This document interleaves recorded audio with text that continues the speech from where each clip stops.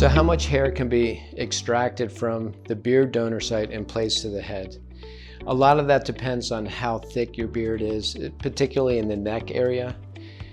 Many patients want to keep a beard as well while shaving kind of down lower in the neck. And we're able to safely grab and extract the follicles in the neck region to transplant them to the head without actually touching the beard.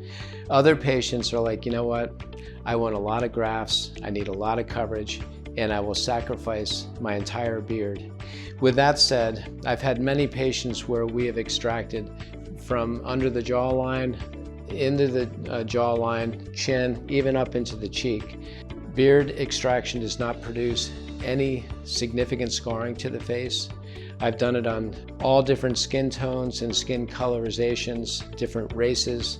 I have not had a single patient with significant scarring from beard extraction, so that's important. I've had patients with very high numbers of beard extraction, even greater than 6,000 over multiple procedures, and they still have an incredible beard.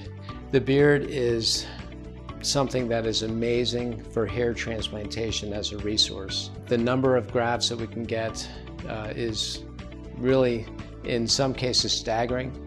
It has so many benefits as far as giving more volume and preventing over-harvesting of the head. It opens up the option for those that need a massive amount of numbers with, say, significant hair loss or who have had multiple large procedures in the past with great results. So if you're interested in beard transplantation, you can call us at 678-845-7521.